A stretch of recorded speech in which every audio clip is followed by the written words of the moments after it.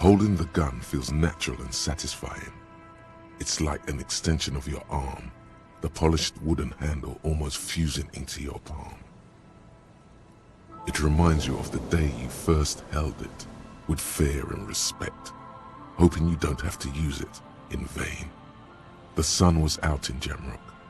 It was so long ago. Sheathe your sidearm, officer. A serious law official, cop by the book, should know to only unholster their service weapon when using it is unavoidable.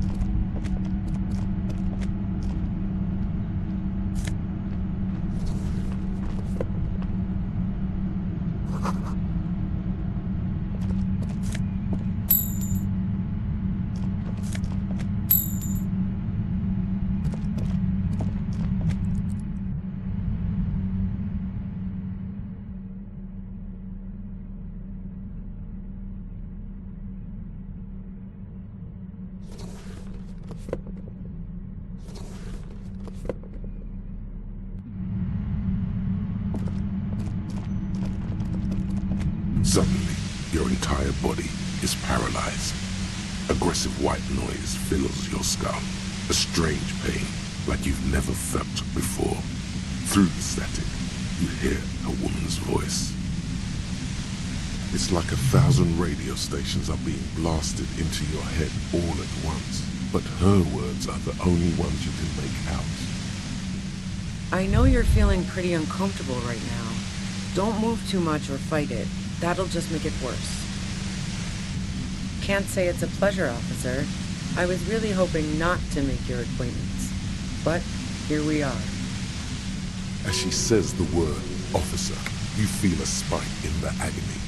It sounds like the entire radio frequency range is screaming directly into your neural pathways.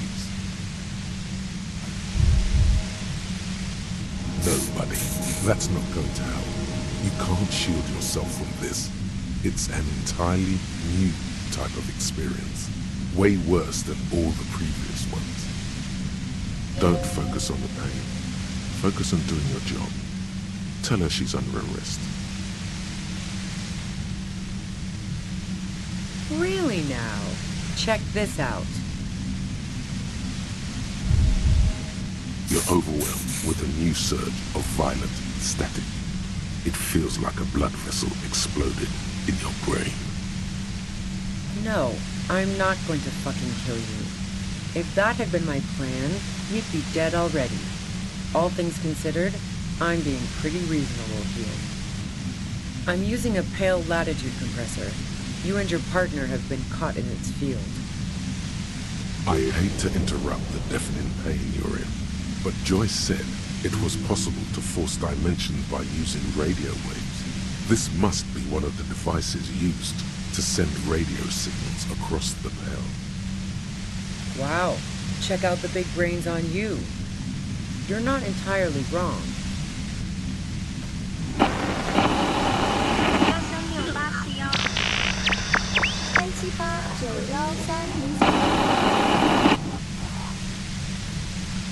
A pale latitude compressor is used to sort of make the pale more manageable. With a lot of these, you can force a radio signal grid on the pale, literally crunch the distance across it. Signals are relayed across a series of repeater stations fixed to buoys. Not a fun job manning those stations. All alone out there in the Pale, people lose their minds in just a few years. So, what we are experiencing is a concentration of radio waves. Precisely. This is an industrial strength paraboloid.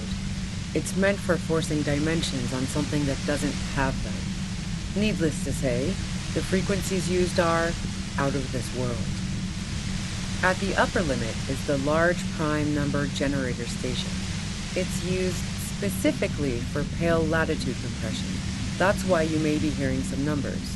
But you might also hear, or think you're hearing, local radio chatter. This must be how the twins heard the radio in their heads. They must have been standing by when she tested it. She likes telling you about the machine. Keep her talking. Look for an opportunity to break loose. I built it myself. And she's proud of it too. As she ought to be. This is way beyond your abilities. That's illegal. I'm guessing it's patented. But we are beyond that, aren't we? Oh yeah. Way beyond. Yeah, I stuck my head in there before using it on you. It seemed like the ethical thing to do. Can't say that I enjoyed it. The field was weaker, but I can imagine what you're going through.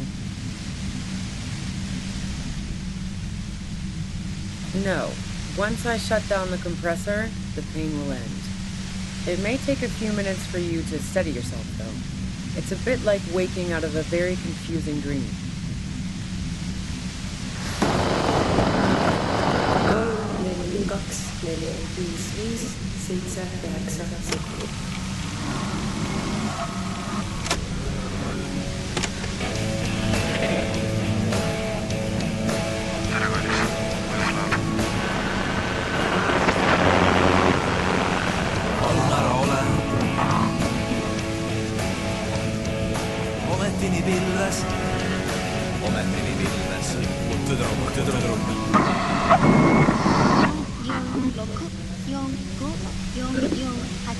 You're big boys. You can handle it.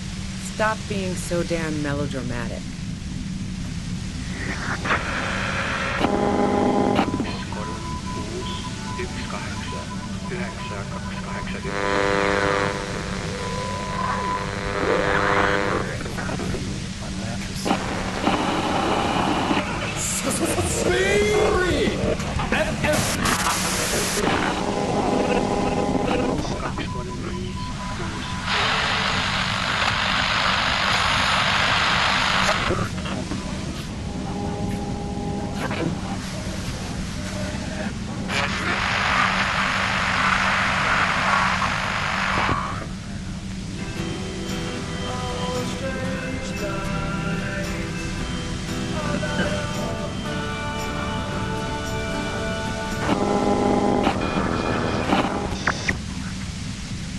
Turn this.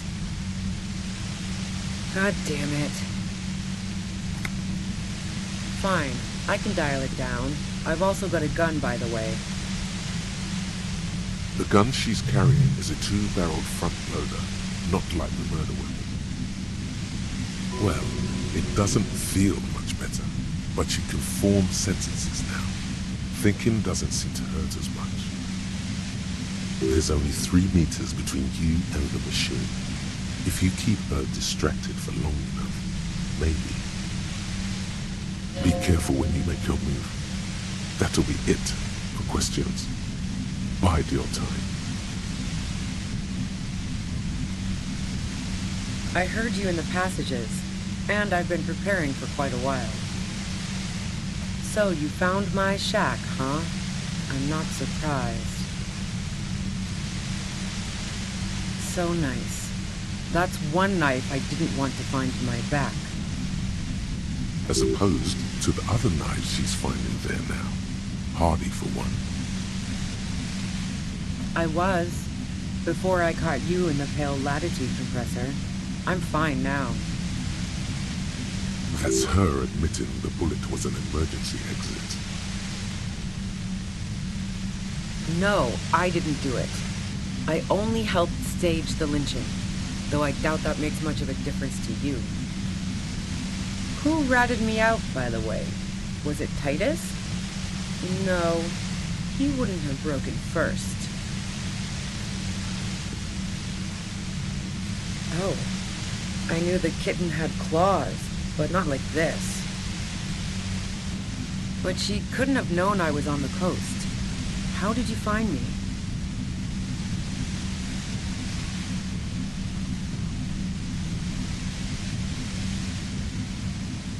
Oh, fuck. Took some convincing my ass. Those guys liked me, I know it. This is what happens to people whom people like. A dull despair is creeping into her voice. How the fuck do the rest of you get by? Does she mean that you're not a person whom other people like?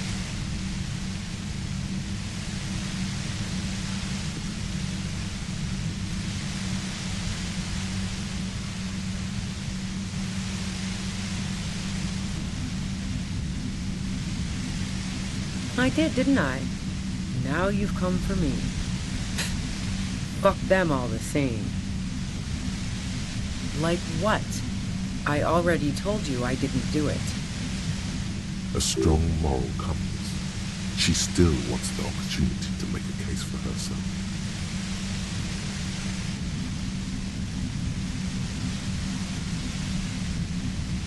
I didn't like him. Hardened mercenaries aren't particularly likable types. Yeah, sure. And I didn't like Wild Pines sending in those foreign hirelings. Me and a fuck ton of other people around here. Plenty of broken people who don't come with that kind of body count. Besides, they're paid well for what they do. I'm listening. Man, I was with the boys the whole night. I hope they at least bothered to impress that upon me. Yeah, and I'm sure they also made some funny remarks about it. They always do. I've driven a lot of long haul and chugged a lot of beer, man. Can't do either without some power of mind over bladder. And anyway, that wouldn't have been enough time. Wow, now I'm curious. Please, explain. Don't know it, but also... Evaluating your competence as a police officer. The shot couldn't have come from the roof, or we would have all heard it downstairs.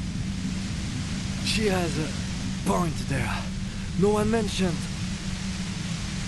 That didn't go super well. You've got to lay something better on her. And? Sure don't. A breech loader? No. This is such a wipeout. No, they're not practical. Break too often. A Nachtway 80 front loader. Two-barreled. Not really what you were looking for, I'm guessing. That isn't it. The gun store. Triggered Happy Jacks. What did you think? That I'm going to squeal on my gun supplier? Sorry, I'm not that kind of gal. Yeah, evidence. No. Gifts of flowers and candy aren't really my style. So now I'm leaving revolutionary symbols around? Come on. I never did understand why, when someone dies, a hothouse's worth of flowers has to die too. No, I did not. Who doesn't? Oh, you probably mean Claudia's rooftop. Sure, I've hung out there. She's got this great antenna. The view's pretty bomb too. But you might say the antenna was the main attraction there, yeah. Along with Claudia. It's very powerful. I used it to tune into RCM frequencies. That's how I knew to be prepared for your arrival.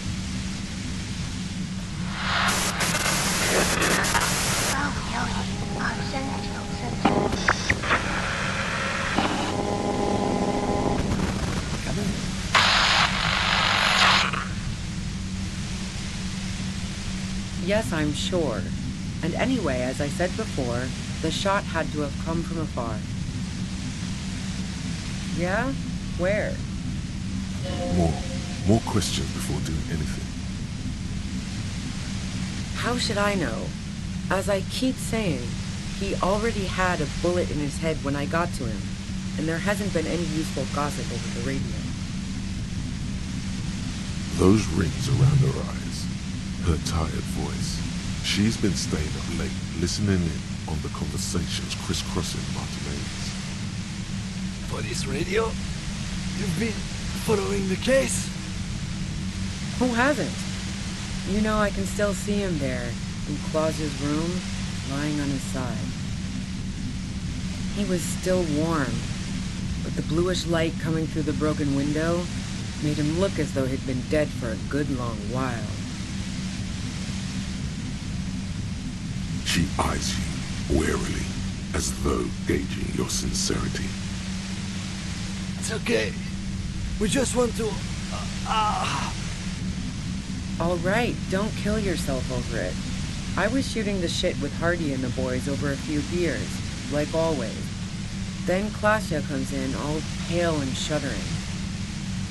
She sits down with a drink, trying to steady her nerves.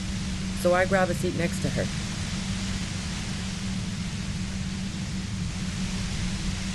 No, I really didn't. She's not that easy to read. I just assumed she'd done too much blow. It wouldn't be a first for her. But no such luck. She was in some deep shit. She asked me to come upstairs. The merc she'd been going with was lying on the bedroom floor, dead. I knew she couldn't get the authorities involved, so yeah. You made it look like he'd been hanged. What? No. Faking a lynching was her idea. Yeah, in cold blood. It really surprised me how quickly she was able to get a hold of herself once we got up there. It was like she was another person. The party girl was gone. You can see it. Her lips, though still white, don't seem to tremble as much anymore. She moves with focus and deliberation. She asked me to help her drag him into the shower so she could wind the shower head around his neck to fake lividity. Then she dressed him while I went to get the Hardy Boys. She lied to you about that, too.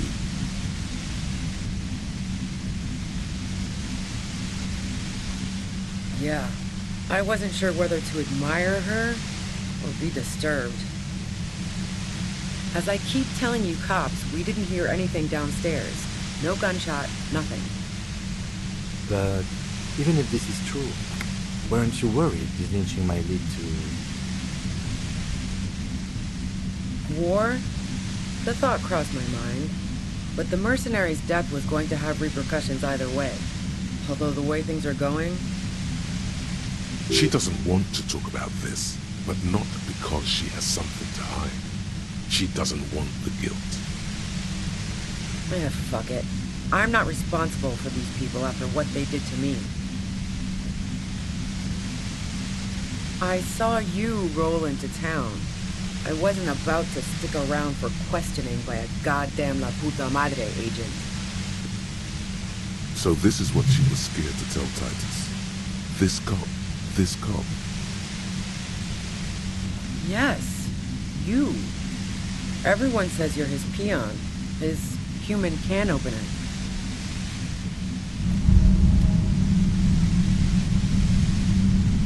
You feel something in your chest, an unnatural pressure. It's spreading to your left arm, your jaw. Very, very bad. This is the end bad.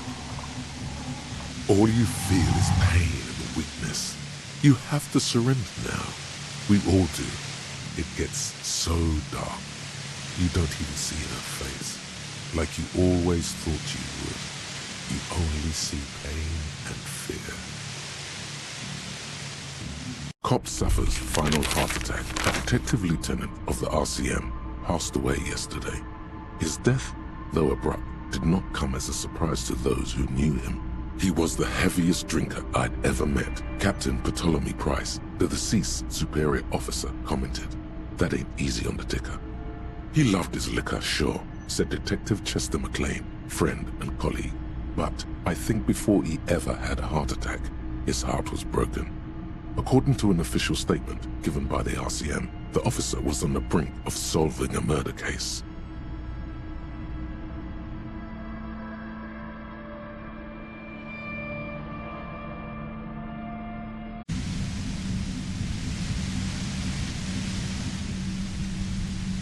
I saw you roll into town. I wasn't about to stick around for questioning by a goddamn La Puta Madre agent. So this is what she was scared to tell Titus. This cop. Yes, you. Everyone says you're his peon, his human can opener.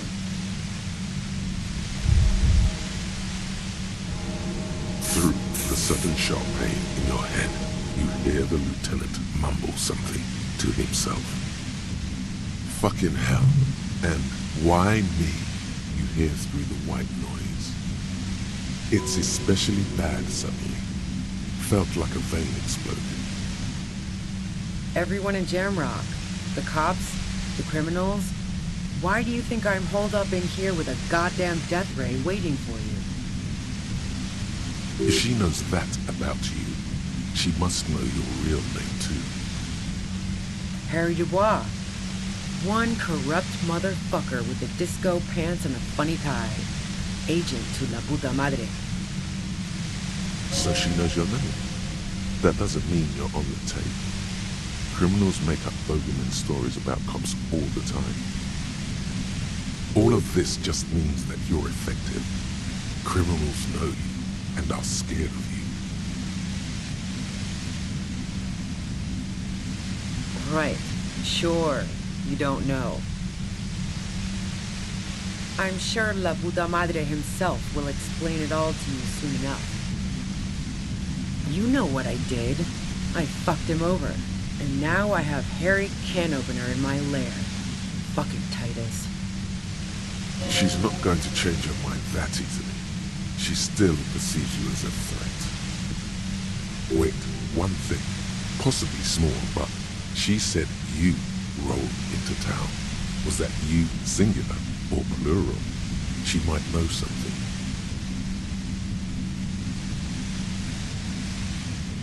Yeah, you had your death squad with you. What happened to them anyway? Sure you do. I bet they're just outside waiting.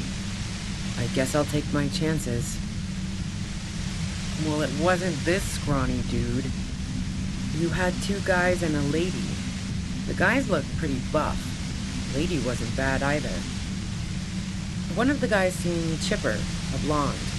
The other had a brooding something or other about him. And the woman was the only one in uniform. All were carrying. That sound about right? No idea who these people are, literally. Satellite Officer Vic Mayer looks out of the window grimly, then puts his coffee down and turns to Patrol Officer Miller. We can either take a room here in the Whirling or go home for today. Let's go home, Jean. Nothing's going to happen today, she responds quietly. Jean takes his blonde wig off. Call Heidelstein. He can give us a ride. Friction, lock, set. Don't leave me here!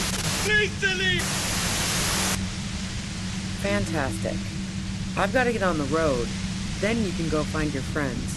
Unless you have anything pressing to ask me.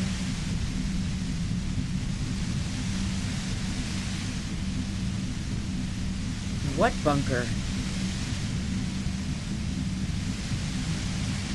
Don't know anything about it. No one's been around since I set up camp. But I'm sure I'm not the first vagabond to...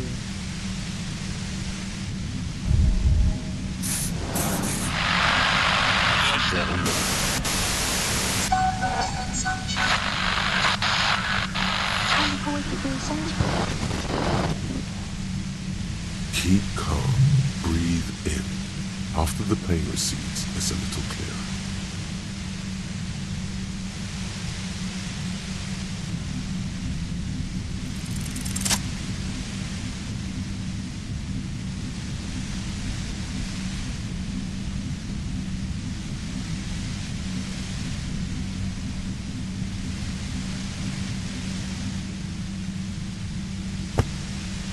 You did it. The compressor lies broken on its side. It's quiet in your head again. It still hurts like hell, but... All good, officer. Be careful. She looks at the machine, assessing the damage. Her hand trembles. Oh, fuck it.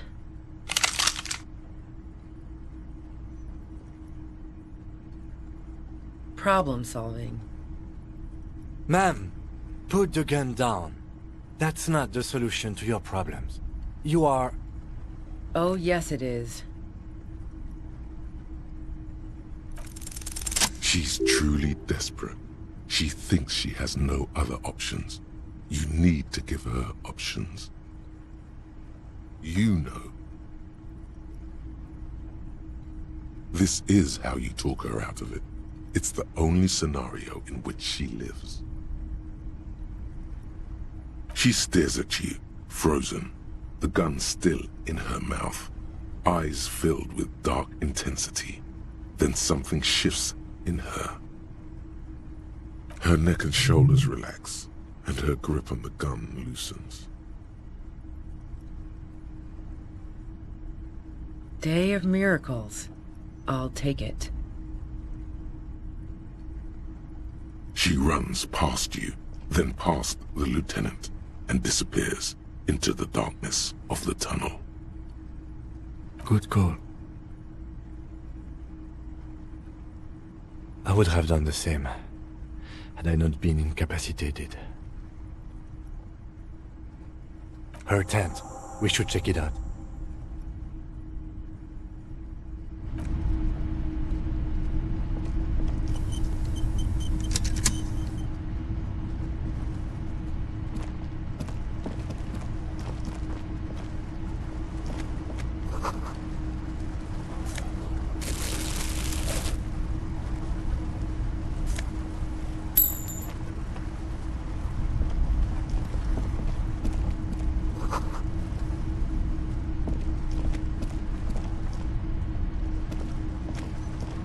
The plain red tent stands by dispassionately.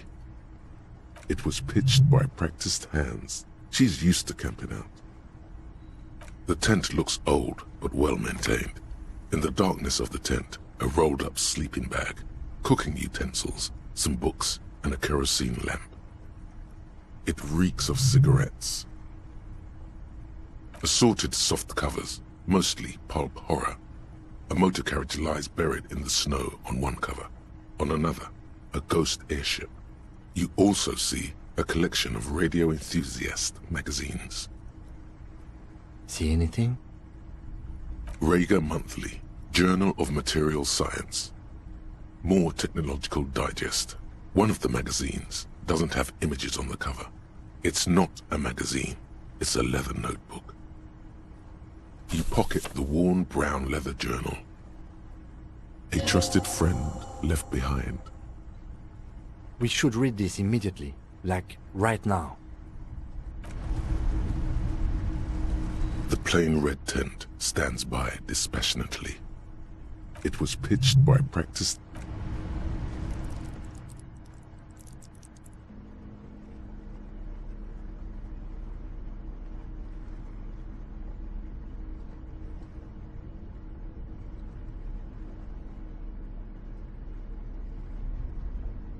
A thick journal. The cover is worn like someone used to carry it around in their back pocket. It's made of full-grain leather. The lower left corner of the back cover sports an embossed brand name, Schneller. Schneller is a stationery brand from Gottwald, beloved among architects and engineers. She's got good taste and must have taken whatever she recorded here seriously. The journal falls open. About 2/3 of its ruled pages have been filled. The large cursive of someone who writes quickly and confidently. Perhaps too confidently. Many phrases and even paragraphs have been crossed out, with tiny corrections scrawled above and in the margins. It's a mix of logistical notes, diagrams, and personal reflections, all dated. It's good she left in a hurry. We could learn a lot from this. Hard to tell exactly. It's mostly noted down in code. Looks like contact information, quantities, directions. There could be useful information about local operations in those notes. We have a junior sergeant at my station who's good with codes. I can give this to her after we finish this. Esoteric radio technology. The most recent ones probably pertain to the latitude compressor, sketches, calculations of distance and density. You make out a familiar spiral shape. Short, wry observations of people and places. Probably a way to pass the time on the road. Also, what appears to be attempts to sort through some difficult decisions. There are a few passages with many questions in them. The way some of those question marks trail off into ellipsis, she was going through a tough time. Staff issues, always tough on the leadership. You smell traces of betrayal. The first entry is from August 2nd of last year. It reads simply, I know my position is precarious. All I can do is make myself as useful as I can while looking for a way out. Remember, no one is indispensable.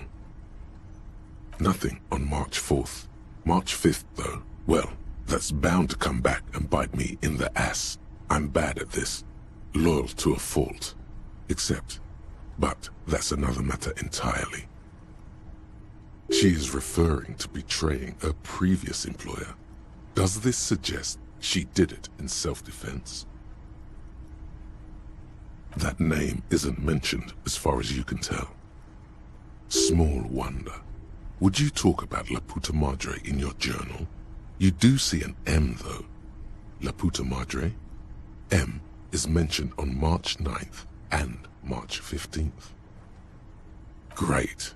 M's peon is coming to town, no doubt to investigate the lynching, but also I feel it in my gut to finally put a bullet in my head while I'm napping in my lorry or on a smoke break. Well, I won't stick around just to twist my own neck by constantly looking over my shoulder. Then again, isn't that what I've been doing ever since I got the call? The call? Did M call her personally? Why? Were you supposed to find her, even apart from the investigation then? On M's request? No, you wouldn't do something like this. This must be a mistake. Whatever you may look like, you don't feel like a hired assassin. Been holed up here for 3 days now. I'm used to being alone and all, but I don't know when I'll be able to leave, or if I'll be ratted out. They will rat me out, of course. I've made it a point to believe in the best in people, the boys, for example. But experience tells me. Did M feel truly betrayed by me? I was feeling threatened. He'd have to know if he threatened people, they'd take measures to protect themselves. Even I know that. Economic measures first of all. Gotta make a living, right? I can still hear his voice in the receiver. Taste the plastic. The entry ends abruptly. The most recent entry is from today. It reads, even when I leave here, if I leave here alive, what's my next move? Staging a lynching is a crime, even if I'm not accused of murder on top of that. Forever on the run. Not really my idea of the open road. Man, I was really looking forward to winning. It looks like she might have been framed. That would be a first, or a fourth. But who's counting, he thinks. Very rarely does anyone actually get framed. I wouldn't go so far as to say that. We have other reasons to arrest her. Besides, I'm not sure her life as a fugitive is going to be much better than Weda's, especially if she has problems with the Madre. No, I don't think you are. Ask someone in your precinct if you want to be sure. The head of a major Jamrock gang, specializing in drug production and trafficking. A very bad person.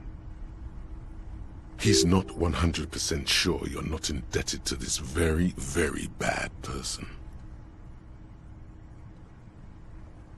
Could have been Titus. Then again... Maybe there's a Hardy boy we've yet to meet, who acted as his accomplice. Either way, we need to keep an eye on him. One thing is for certain. We have business back in the whirling in rags. Questions to ask. We should get to it.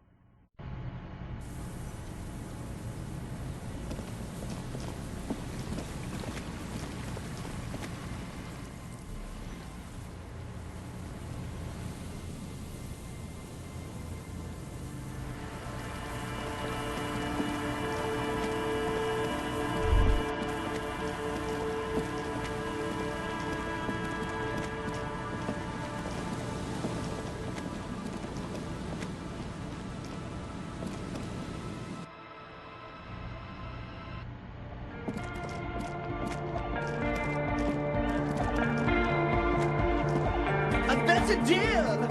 Yeah! Medium car!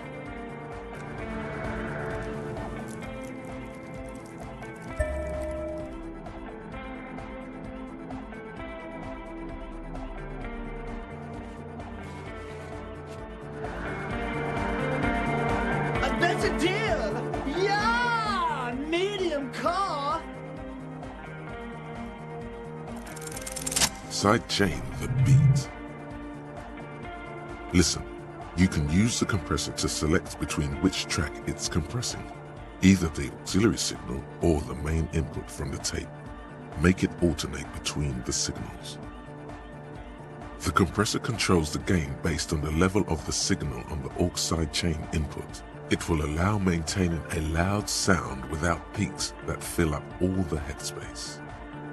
Sidechaining it, you said?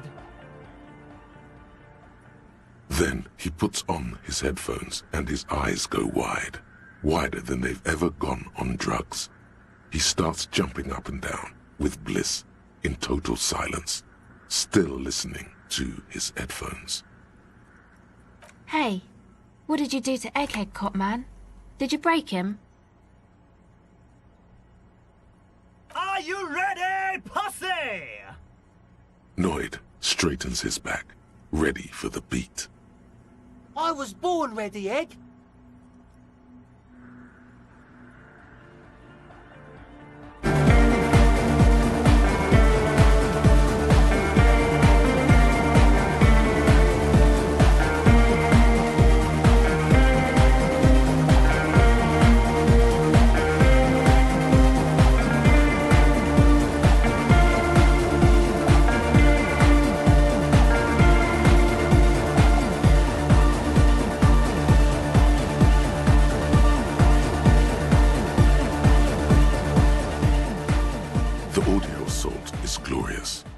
Speed Freak dances on the stage, intensely waving his hand in the air.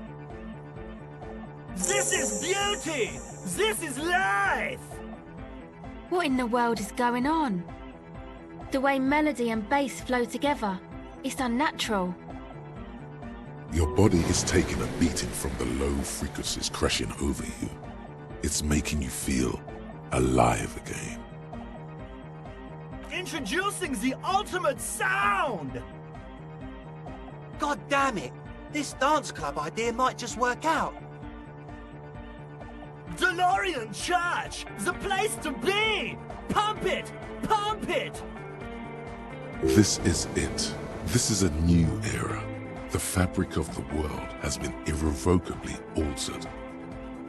Who will be the innocence of hardcore melodic dance music?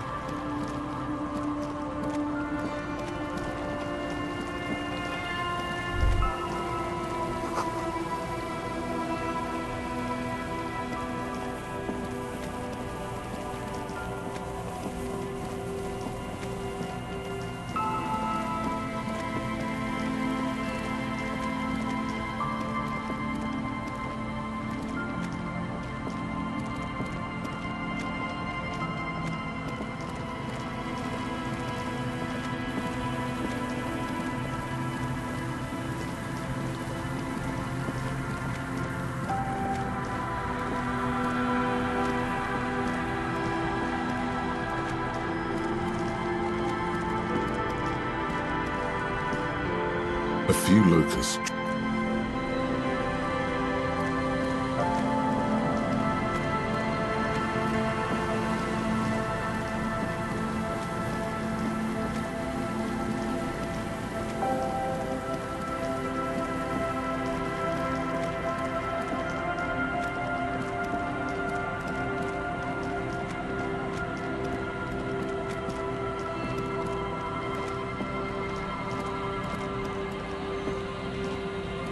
The scruffy-haired little boy kicks a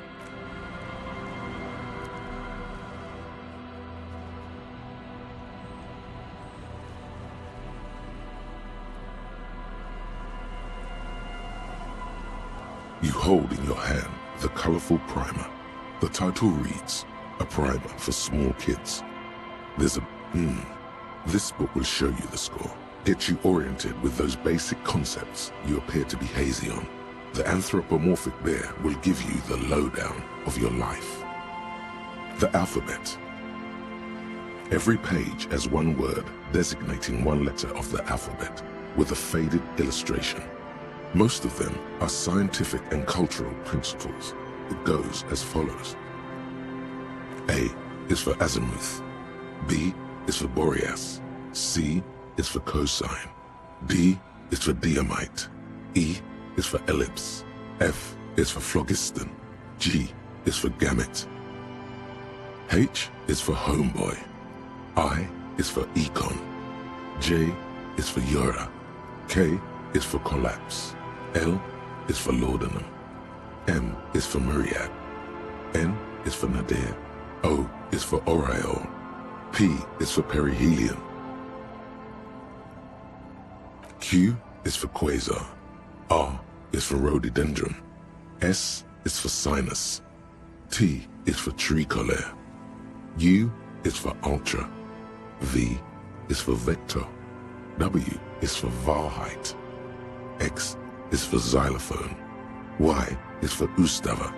Z is for zenith. That's it. You know the alphabet now.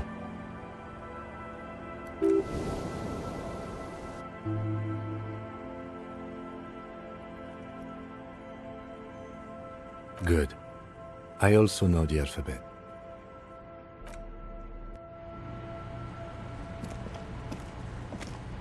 The scruffy-haired little boy.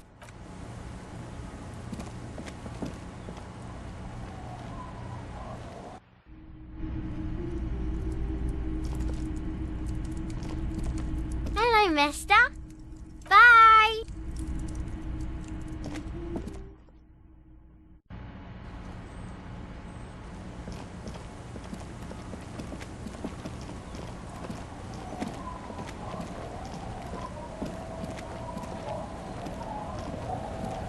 Aye, the sea's gonna calm down soon, I can feel it. The wind is turning southeast. What's on your mind, officer? Oh? Well, how can I assist you then, officer?